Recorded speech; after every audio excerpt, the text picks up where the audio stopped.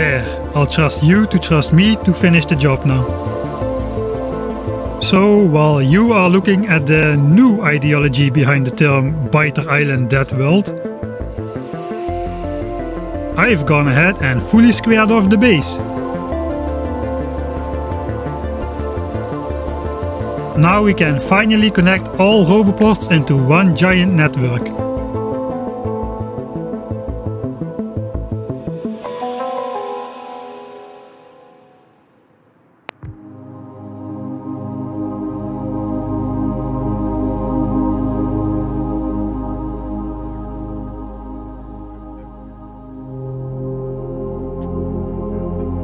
And after installing several Roboport lines to function as recharge points for the bots on their long-distance repair flights,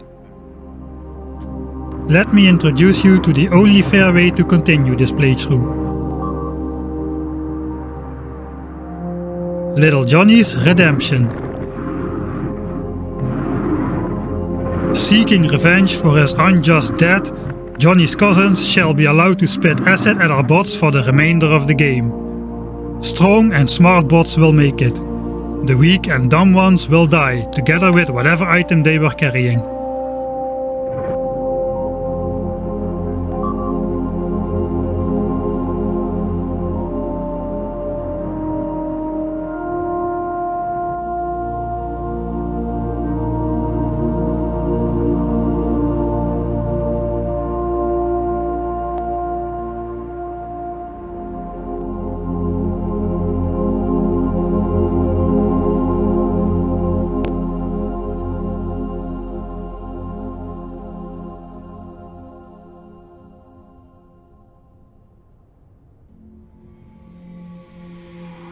It is time to execute our promise.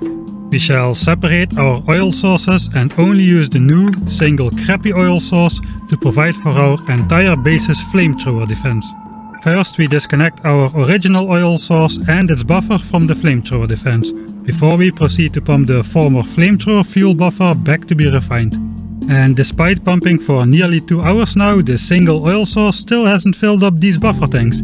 It has produced only 90k oil since we switched it on. We then moved the oil refining buffer tank out of the way, and we did some pipe works to separate the oil refining oil source from the new flamethrower supplying oil source.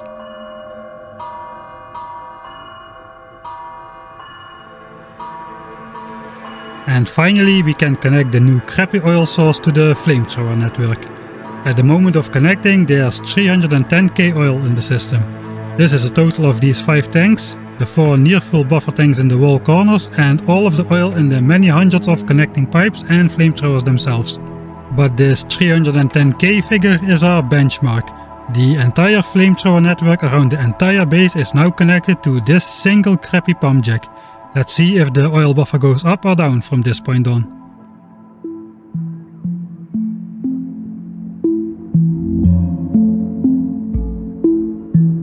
As we didn't expand out beyond the old northwest wall, we spent the next half hour cleaning that up and replacing it with our chunk-aligned quad wall. We also made a slight northern expansion to include this copper patch in our base. The post-expansion evolution is now 60% spawner kills with a behemoth spawn rate of 26%, and we haven't even fired a single artillery shell. Yet.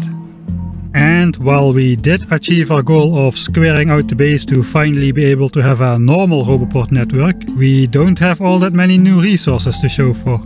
Only a single 3.5 million iron patch in the far southeast and a single 3.5 million copper patch, which wasn't even originally inside our walls. And I'm not even gonna count that meme oil source, which is now providing the entire flamethrower defense. The cold hard truth is, so far we've been really struggling hard just to add a single ore patch per resource type to the base with each expansion. So much work and so little to show for. This has to stop. If we take a look at the new radar revealed map, we see there is an extremely dense resource cluster just south of our base. There's literally like 12 ore patches just a little south of our current border. While the north does contain a couple very rich ore patches, rather than increasing our ore reserves, we are more interested in increasing our total rate of production. In other words, the total number of miners we can have operational at any one time. So I think we are not done expanding just yet. We need just one more expansion to claim our full, final endgame base size, and those southern resources are looking juicy. First check on our new flamethrower oil pump. It looks like the oil reserve is dropping by about 5k per hour, though it's unclear how much oil was lost while replacing the flamethrowers in the northwest wall. Don't worry, as long as there's adequate space in an adjacent oil tank, all of the oil in the deconstructed oil tank is transferred instantly and no oil is lost. While that means there's still 60 hours of oil left in the tank, the oil level is dropping, so let's apply a small upgrade to the oil production speed. Now these beacons will increase production speed by about 50%.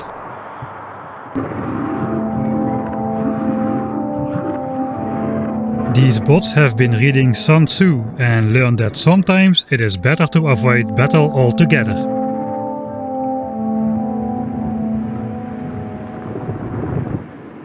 Now, as our nuclear reactor was running at max capacity already before our expansion, before we can build anything new, we first need more power. So it's finally time to switch on these nuclear plant assemblers.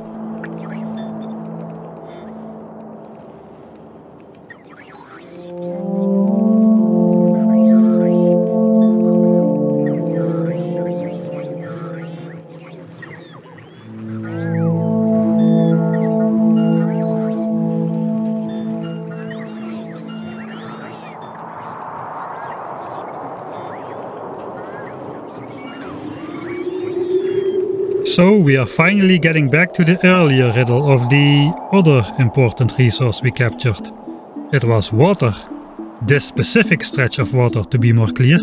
Since nuclear power requires a lot of water, it's usually the easiest to just build a whole damn thing on the water. Especially if you made a tileable design like the one we are going to use.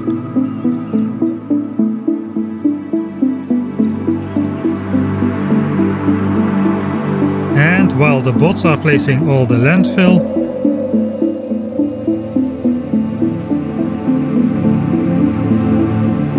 we are going to set up uranium enrichment through the Kovarex enrichment process. But we previously used up all of our shiny green rocks to make nuclear fuel. It takes 40 shiny green rocks to start up uranium enrichment. Will we have enough? Just barely. Only 320 too many. That was a close call. And while you are looking at the stalled landfill progress, because we first need some roboports on the water,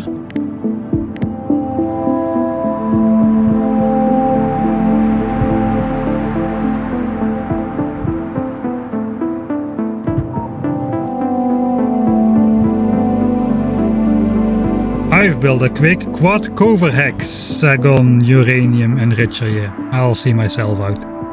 Later. We'll automate it, but for now we just need a couple handfuls for a specific goal. Since we have plenty anyway, let's just insert 80 shiny rocks in each assembler to not have any downtime between cycles.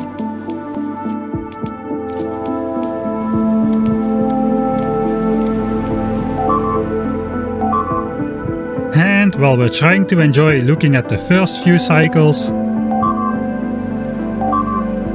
the umpteen behemoth worm tries to ruin all the fun. But he won't succeed this time. This time the fun is on us, as we can simply use our remote controlled spiders to go and solve the problem.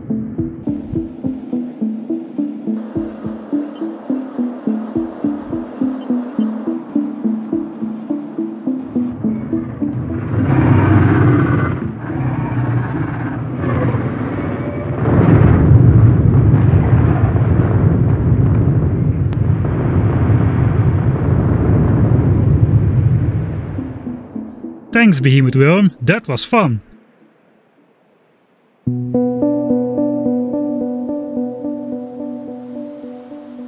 Next, we finally set up the rocket control units. Because they take forever to assemble and they require just one speed module and one blue circuit apiece, we just task the logistic bots with the delivery instead of using the main boss.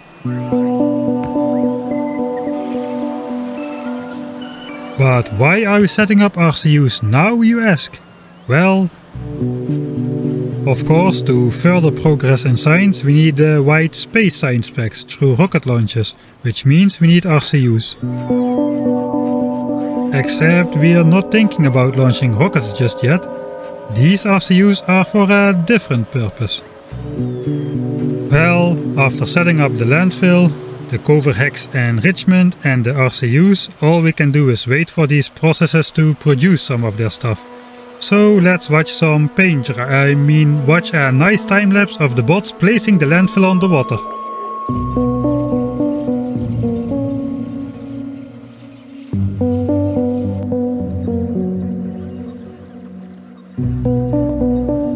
It is slightly dangerous to tie up all construction bots on a long construction project, as it will leave no bots available to fix the walls, but I reckon the quad wall will survive the repair downtime.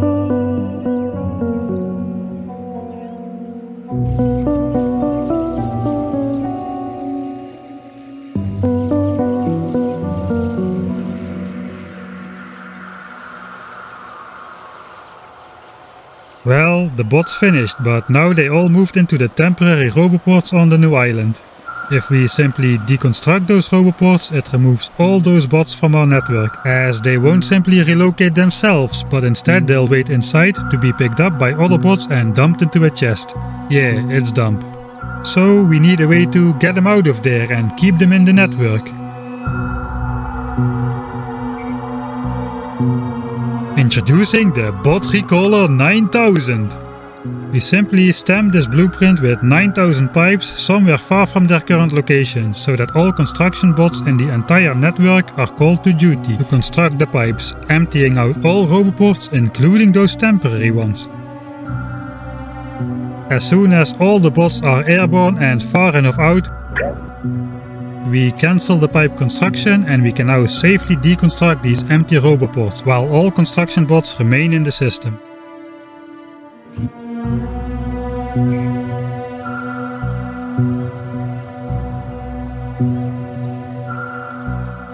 Then, after all landfill is placed, it is time for the second step of our new nuclear reactor, building the skeleton. It contains all the power lines, roboports and radars to prepare for the task of actually building the nuclear reactor. This is the 20 reactor core of the new nuclear power plant, but for now we'll just let the bots build the skeleton.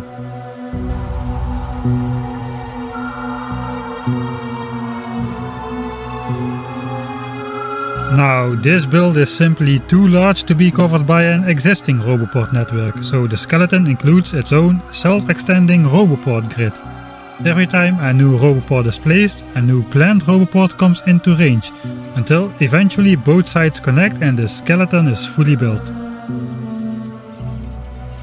And this now forms the grid in which the tileable nuclear reactor exactly fits in between.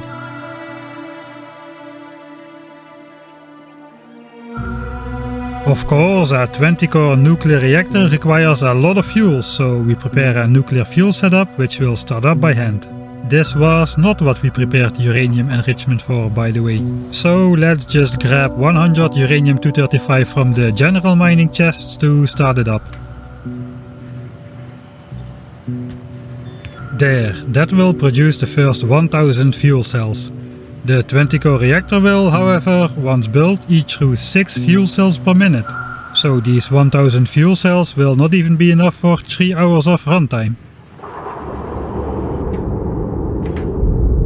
But while the bots build the second batch of landfill, my itch starts to become undeniable. All those resources just outside my walls are just taunting me. Take me. Claim me. I can't resist the voices any longer. The base needs to grow once more to reach its final form. Once more we reach for a crude wall planning tool and start laying out the final expansion plan.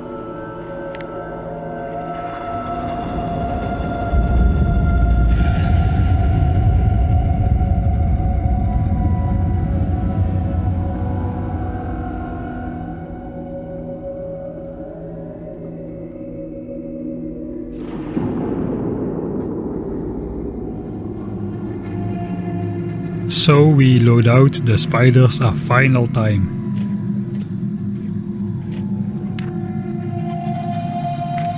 Spiders, follow me.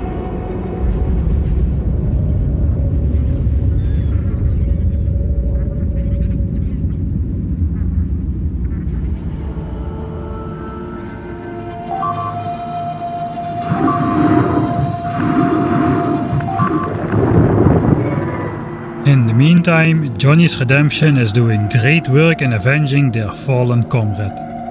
Let's compare the evolution factor before and after our final expansion. Let's begin.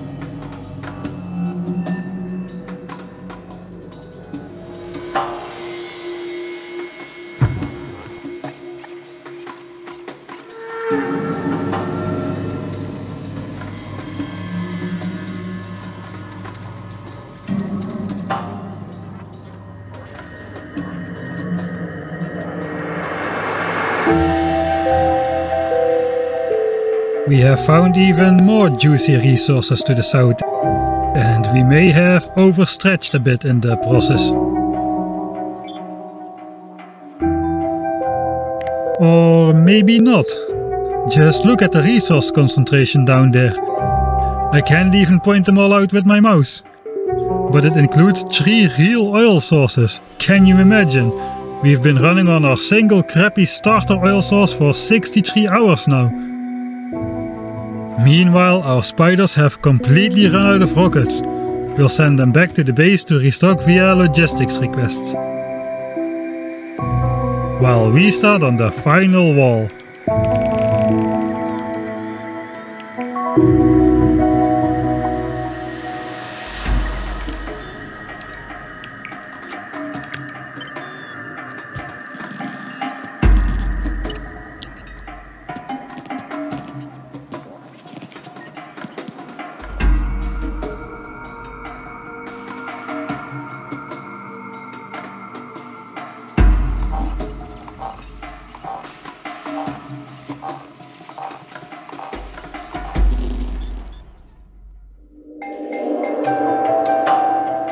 One and a half hour later and we have the southern section walled off.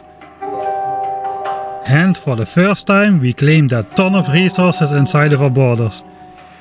Now we're just gonna draw the wall up north to grab a few extra nearby resources just outside of the current existing wall.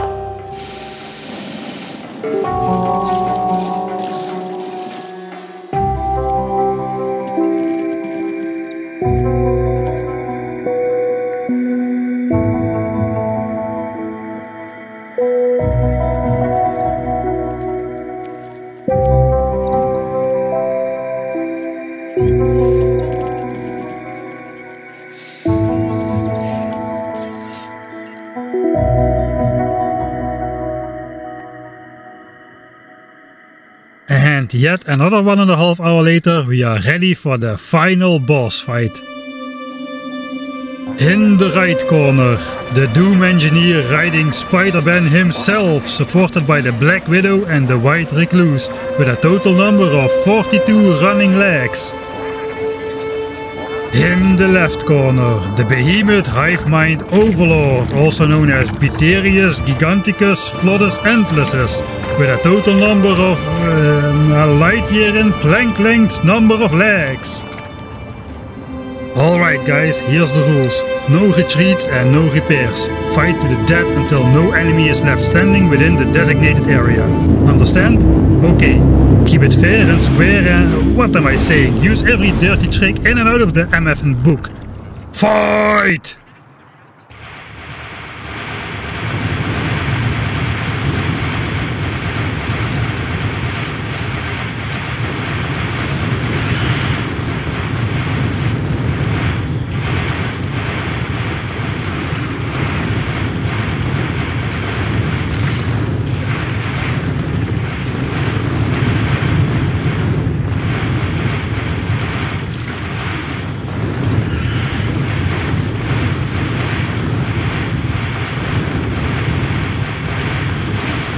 Ouch, Team Doom Engineer and Spider-Ben are off to a bad start. Drowning in overconfidence, they rushed in too hard and are down to half health already, while the Endless Biters barely took a significant hit. Can they hold it together?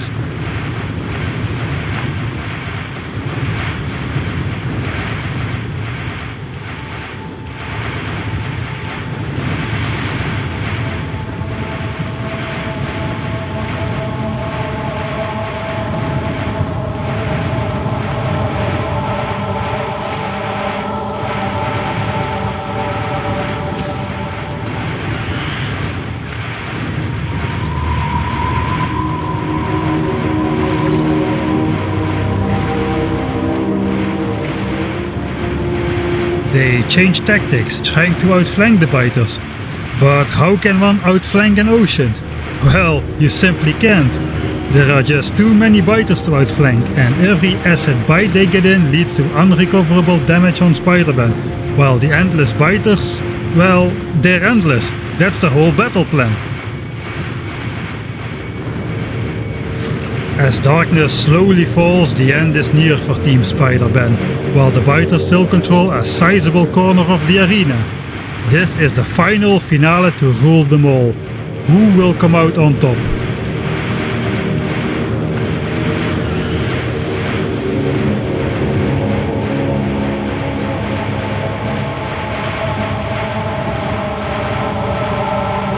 What's going on? I can't believe my eyes. Incredible, what a comeback! With barely any hit points remaining, Doomguy and Spider-Ben are taking out every last biter in the arena while dodging shots faster than the speed of shots.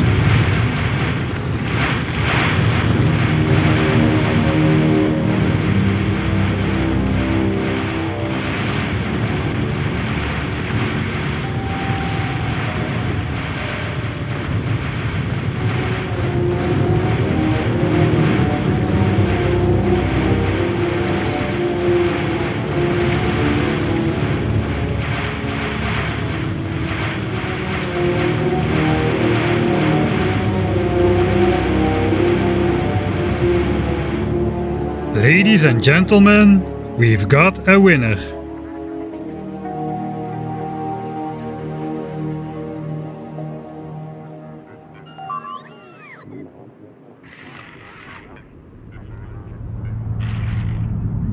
And look at that carnage.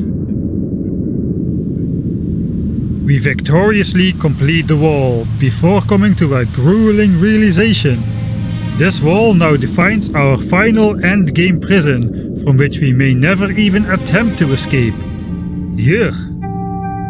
But hey, a prison full of resources it is, giving us many possibilities to control the lands beyond the prison from the inside, like a true mob boss.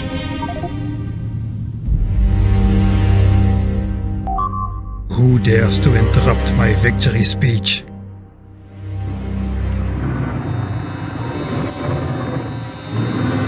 Those who are about to die salute me.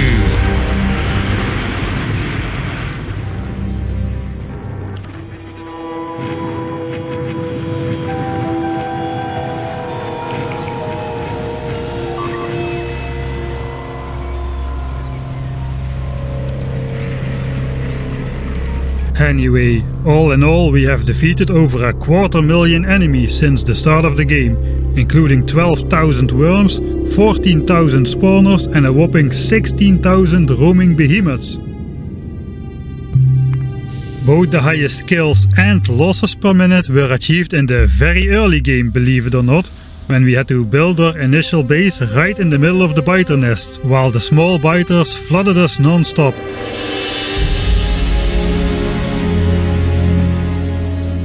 And they destroyed our flimsy pipe walls en masse, while in return we killed them by the hundreds with every juicy grenade thrown.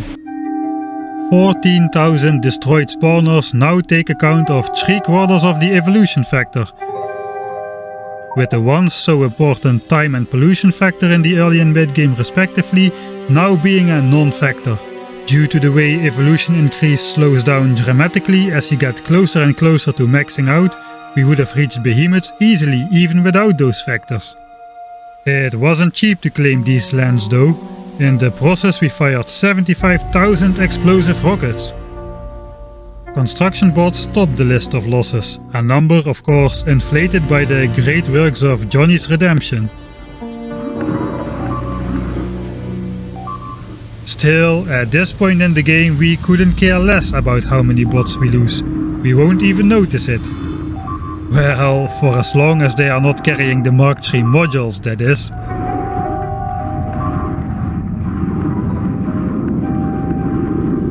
But at this stage of the game, bots are very cheap, produced quickly, and lost bots are automatically replaced up to our desired number by our manufacturing block. When I mentioned we won't even notice it, I meant it literally. So, to finally complete our intermediates main boss, we quickly add rocket fuel, which was the last missing ingredient we need to make rockets to progress to the infinite technologies.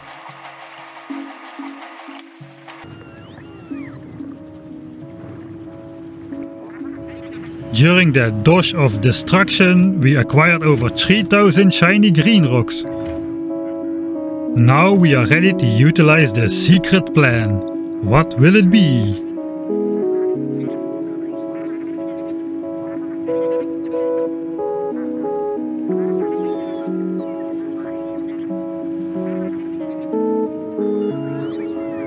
Nukes? Huh? We just finished a complete and utter rampage and now we build nukes?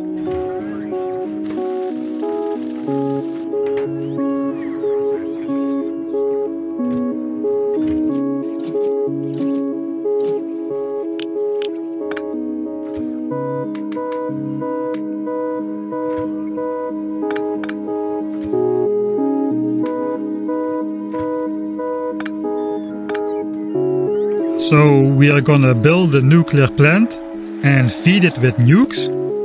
Hold on, I don't think this guy knows how nuclear plants work, dude. I have no idea what he's planning to do, but let's sit back a good distance away and watch the show, I guess. This should be entertaining one way or the other.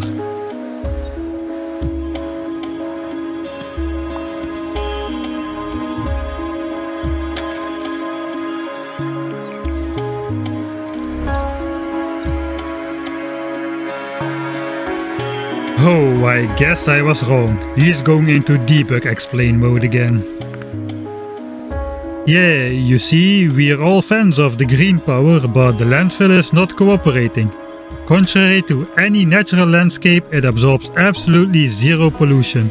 And because pollution only spreads away from a tile if there's more than 15 pollution in a tile, the pollution on the fully landfill chunks will never dissipate until the end of time.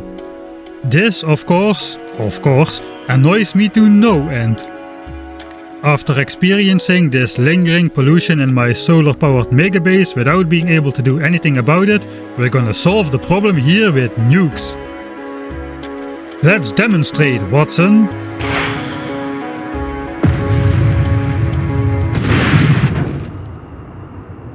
Great shot, Watson.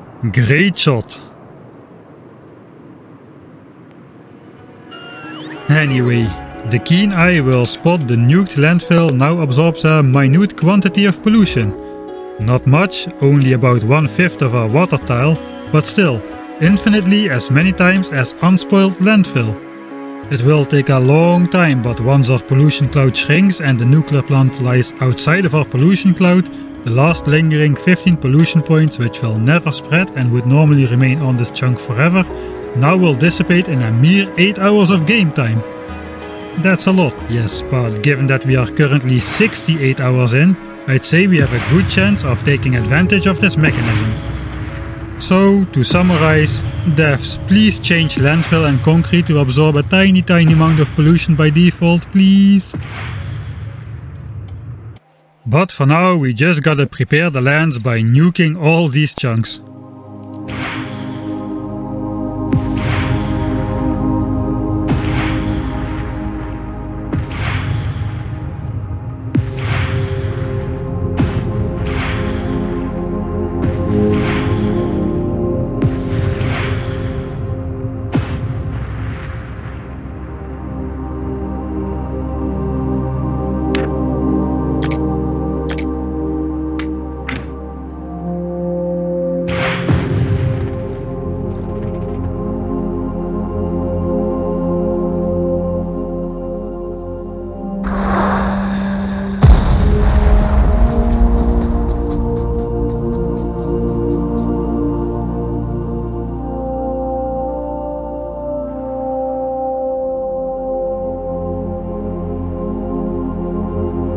After nuking every chunk once, the eternal pollution problem is solved and we can put back the deconstructed reactor skeletons.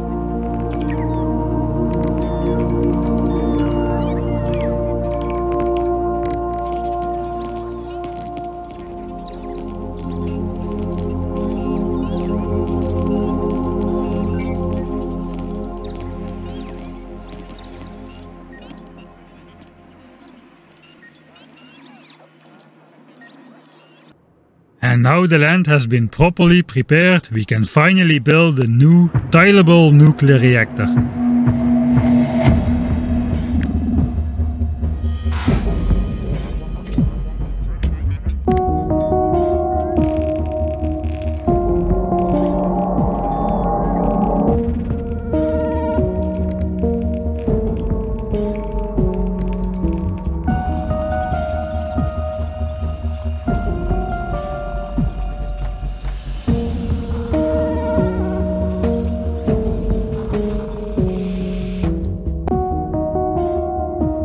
Nice.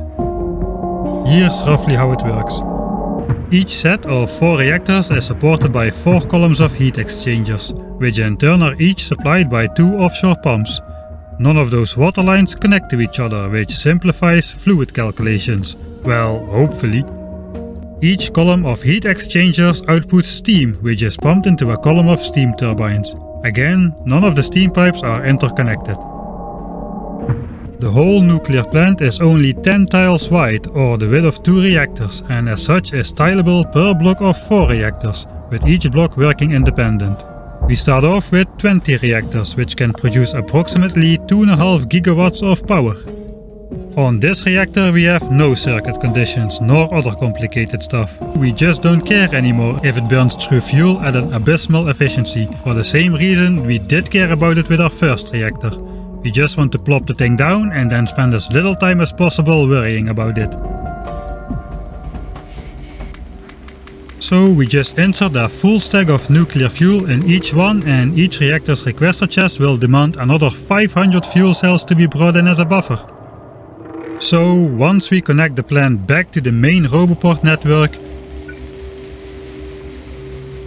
we can watch the logistics bots scramble as they try to deliver 10,000 fuel cells to our 20-core reactor.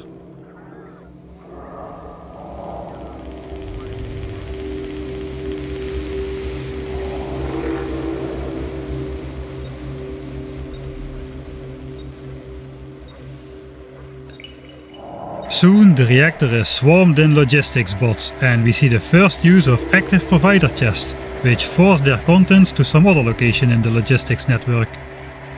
This means the depleted fuel cells will automatically be picked up and returned to the main base's general storage area for now. And once the reactor finally gets up to temperature,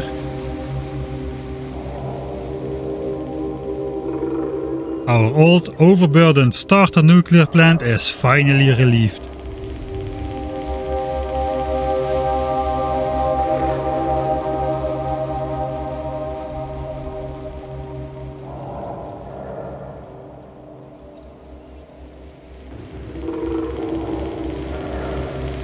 Just enjoy the beautiful glow in the night. And just like we can recall all construction bots with a giant blob of pipes,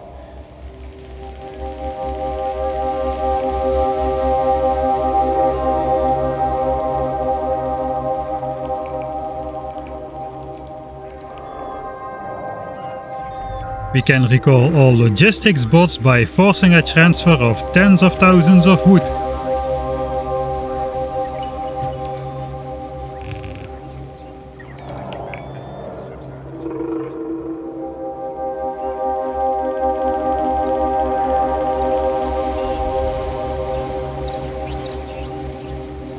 After claiming our endgame sized base containing a respectable endgame amount of resources and our new 2.5 gigawatts easily expandable nuclear power plant, and with all the bots back at the home base, we are finally ready for the endgame. If you thought we killed a lot of biters already, well, think again.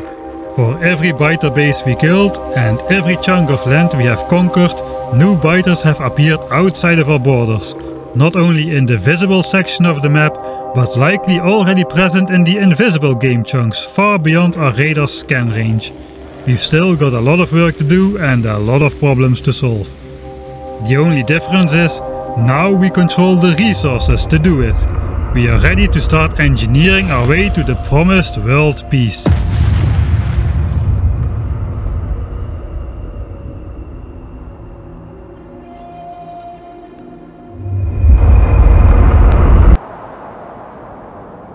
I no longer dream of returning home. I can't leave the factory behind. It's become my life work. Some may call it an addiction. Ha! Let them. I've become solely focused on the task of preparing for the ultimate destruction. This is my home planet now, and I will make sure every bug on this godforsaken planet will know about it, at least in their final moments, before I blast them into oblivion.